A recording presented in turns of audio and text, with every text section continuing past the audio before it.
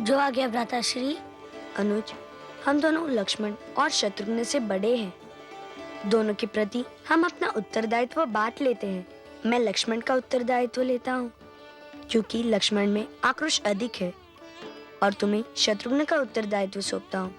वह तुम्हारे समान शांत और दीर्घगंभीर है एवं उसमें संकोच अधिक है।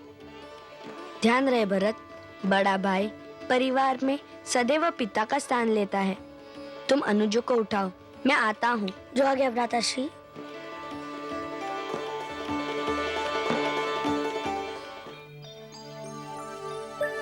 ओम सूर्यदेवाय नमः। ओम भास्कराय नमः। ओम सूर्यदेवाय नमः। ओम भास्कराय नमः।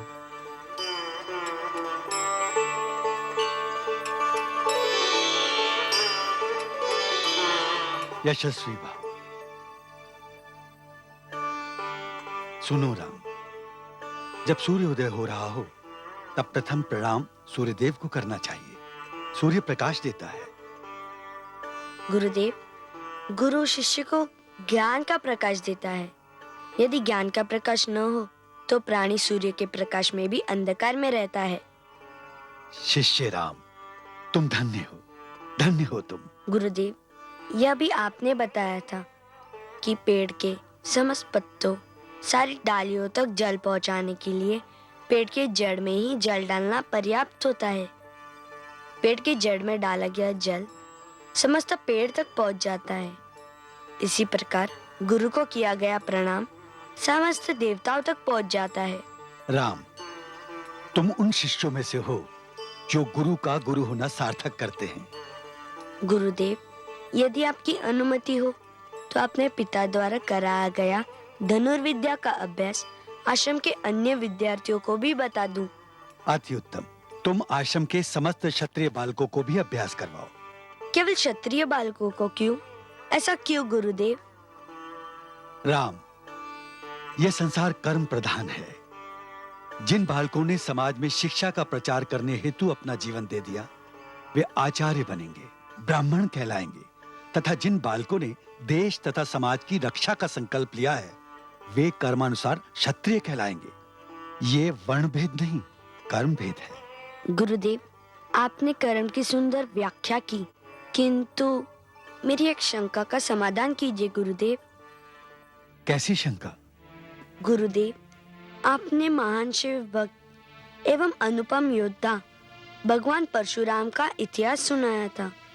वे तो ब्राह्मण हैं, फिर उनका शस्त्र उठाना, उनका क्षत्रिय कर्म। सुनो राम, जब समाज, राष्ट्र, संस्कृति, सभ्यता संकट में हो, तब सारे कर्म त्याग कर केवल एक ही कर्म शेष रहता है, रक्षा कर्म। रक्षा के लिए शस्त्र उठाना, शीश दान का संकल्प लेना महान त्याग कहलाता है। इसीलिए जमदग्नि पुत्र राम ने अन्याय, अनीति के विरुद्ध ब्राह्मण होकर भी परशु उठा लिया और परशुराम कहलाए। सदा स्मरण रहे राम, मानव जब चाहे अपने कर्मों द्वारा अपना विभाग बदल सकता है। समझ गया गुरुदेव, मैं समझ गया।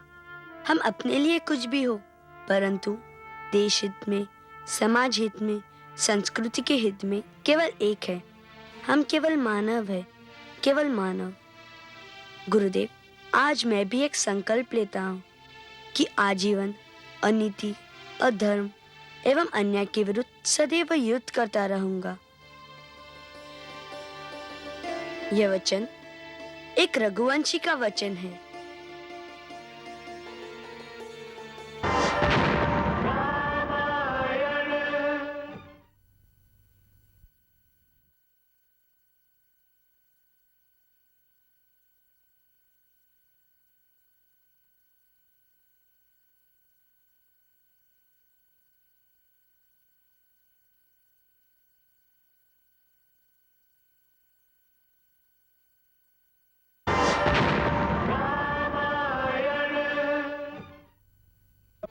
त्र्यंबकं यजामहे सुगंधिं पुष्टिवर्धनम् उर्वारुकमिव बन्धनान् मृत्योर्मुक्षीयमामृतात्।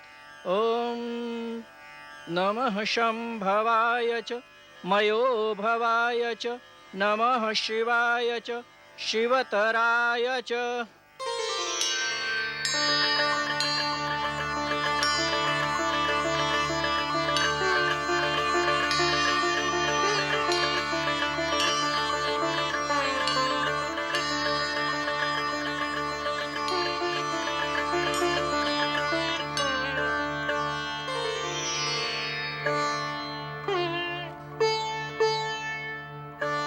कल्याणमस्तु। हे राजन, राजकन्या शिव धनुष के दर्शन के लिए लाई गई है। यह अति शुभ है। शिव धनुष तो केवल शिवरात्रि को ही लाया जाता है। आज इस विशेष अवसर पर भी लाया जा रहा है।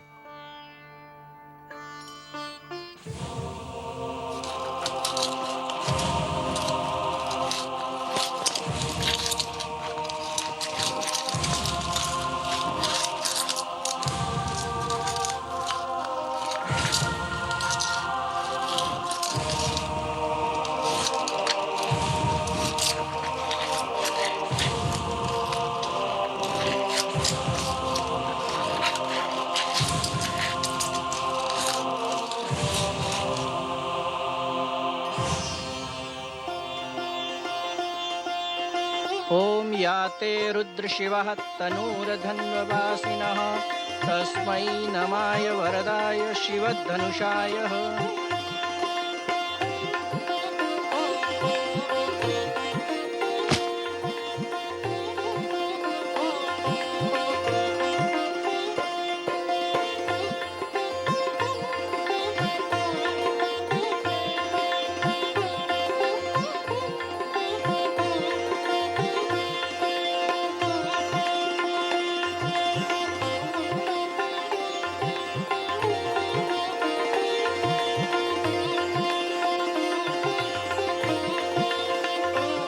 हे शिव धनुष, आपकी विशालता ही नहीं, आपके महत्व का एक विशेष कारण यह है कि आपको मेरे देवाधिदेव महादेव ने स्पर्श किया है, दुष्टों का संहार किया है एवं संत जनों की रक्षा की है।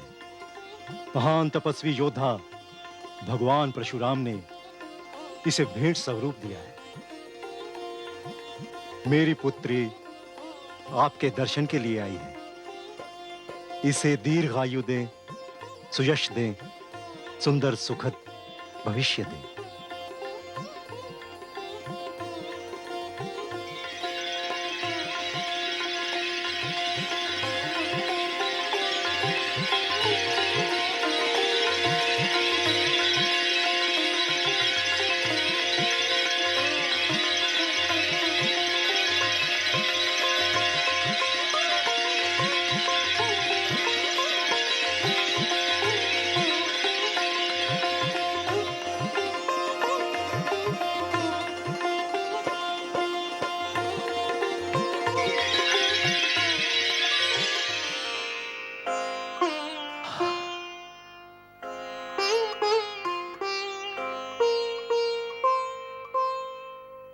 आभारी हूं महादेव, कृतज्ञ हूं देवादिदेव प्रभु शिव।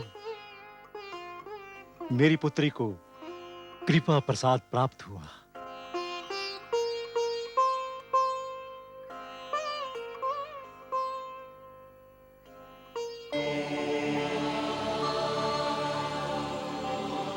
धन्य है यह बाल लीला।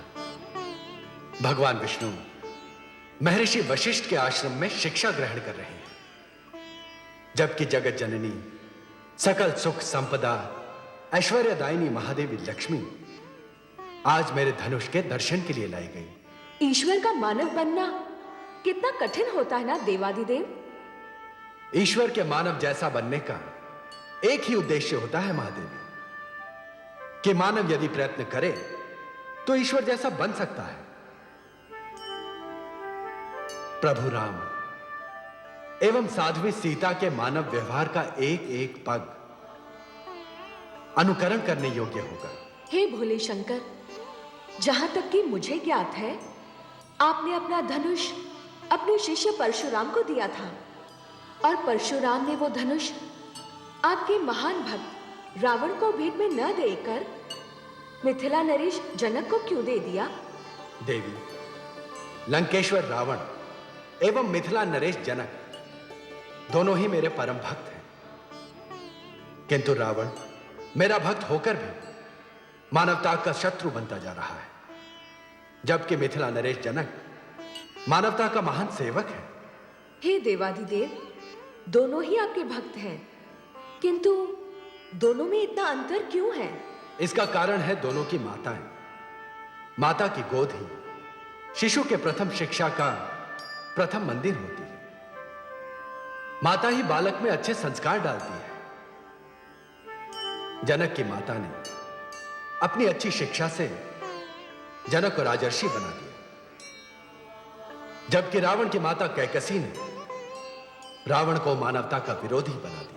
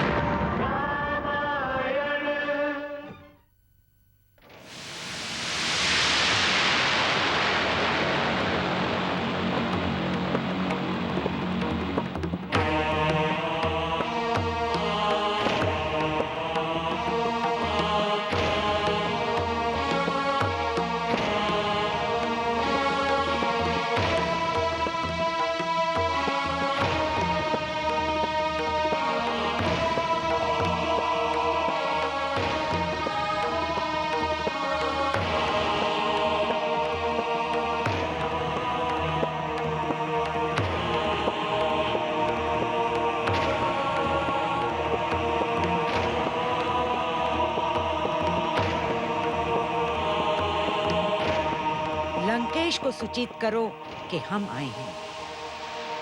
राजमाता, यदि मैं आपके लिए अनुमति लेने गया तो जीवित नहीं लौटूंगा।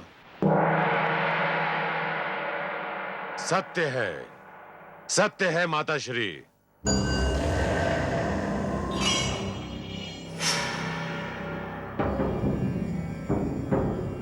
देवताओं का यश मर्दन करो पुत्र। माते, पुत्र के घर में आपको भी अनुमति मांगने की आवश्यकता है। आप तो जानती हैं कि मैं आपकी महत्वाकांक्षाओं का दर्पण हूं।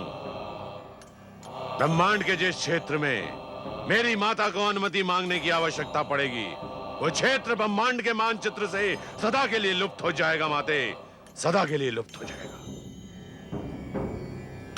आइए माते, आपका स्वागत है। आइए माता श्री, आइए।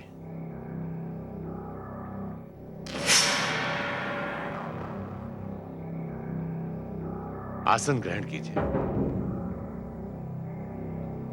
पुत्र, ये क्या? तू तो विश्व विजयी है और अपने चरणों में बैठने दीजिए माता श्री। आप तो जानती हैं कि आप मेरी माता श्री भी हैं एवं गुरु भी। जानती हूं पुत्र, तेरा गुरु बनने का एक विशेष कारण था लंकेश। तेरे विष्णु भक्त पिता ऋषि वृषभा तुझे किसी गुरुकुल का आचार्य बनाना चाहते थे। मैंने तो तुझे ब्राह्मण कक्ष से दूर रखा था। तेरे पिता की इच्छा के विरुद्ध मैंने तुझ में राक्षसी संस्कार भर दिए थे।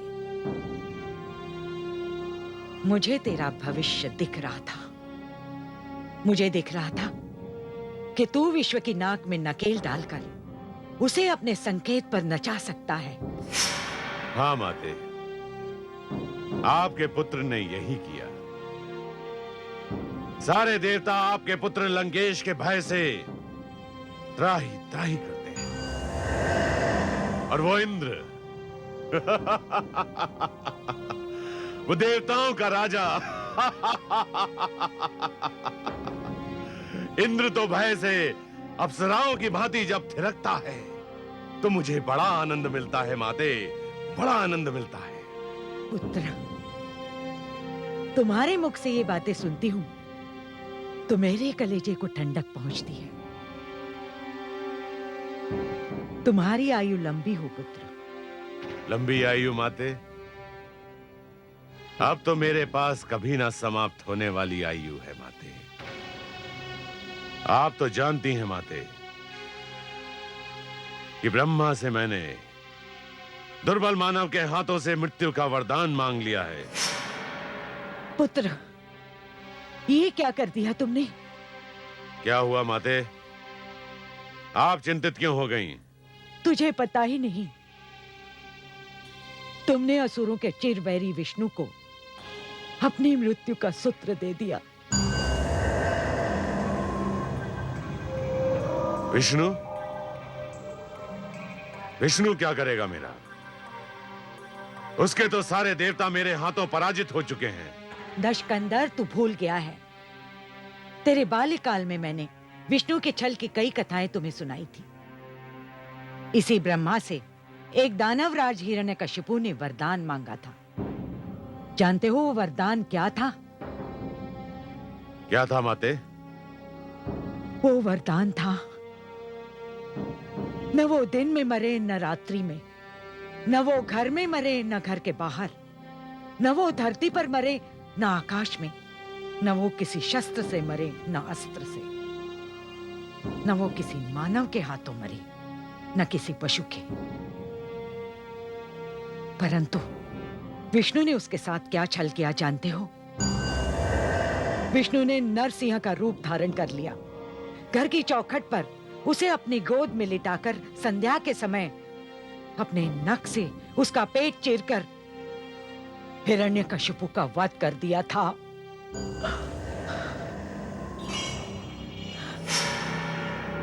क्या कहा माते? आपके कहने का अर्थ ये तो नहीं है कि मैं अब भी मृत्यु पाश से मुक्त नहीं हूं? हाँ पुत्र, मैं तेरे वरदान से चिंतित हूं।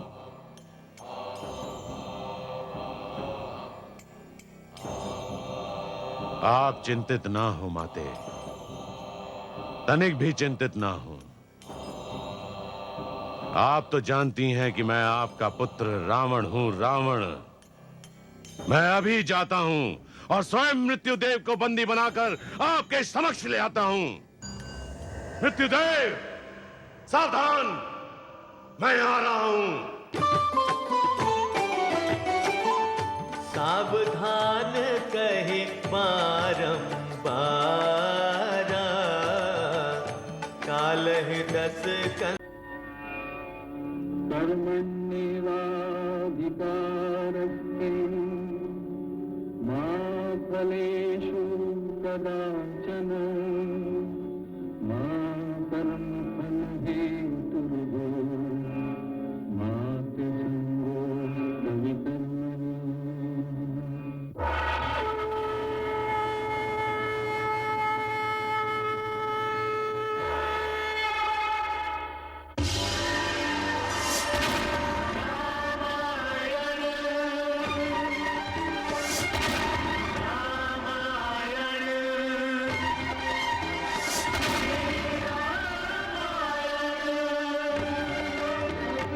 भारत की आत्मा रामायण, भारत की आत्मा रामायण है पावन गाथा, रामायण है पावन गाथा, रामायण मानव की प्रेरणा, रामायण युग युग की चेतना, रामायण रामायण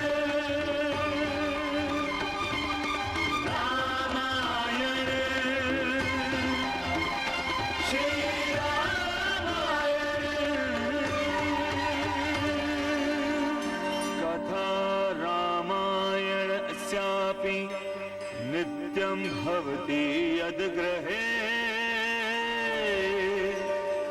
तद्गृहं तीर्थरूपं हि दुष्टानां पापनाशनम्। जब जब हो ही के हानि, बाढ़ ही असुर अधम अभिमानी।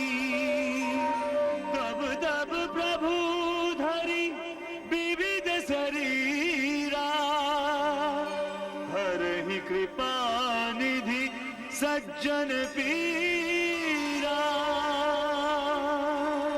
है धर्म की व्याख्या रामायण, है धर्म की व्याख्या रामायण। मानव मर्यादा रामायण, रामायण, रामायण। श्री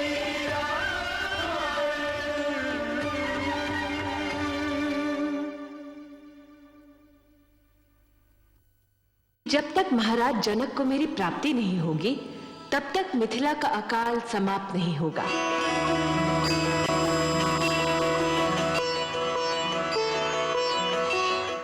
आज कितना शुभ दिन है। मिथिला की अकालग्रस्त धरती से मुझे ये कन्या रत्न प्राप्त हुआ। गुरुदेव, आज मैं भी एक संकल्प लेता हूँ कि आजीवन अनीति, अधर्म एवं अन्याय के विरुद्ध सदैव युद्ध करता रहूंगा। मैं अभी जाता हूँ और स्वयं मृत्युदेव को बंदी बनाकर आपके समक्ष ले आता हूँ।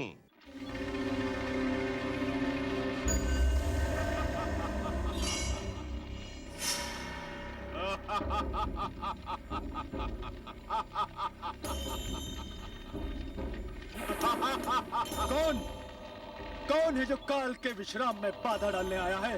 मैं लंकापति रावण, तेरा काल तुझे पराजित करके बंदी बनाकर ले जाऊंगा। तेरे दुस्साहस पर मुझे हंसी आती है रावण, और दया भी आती है। तू जिसका जीवन मेरी मुट्ठी में बंद है, तो मुझे बंदी बनाने आया है?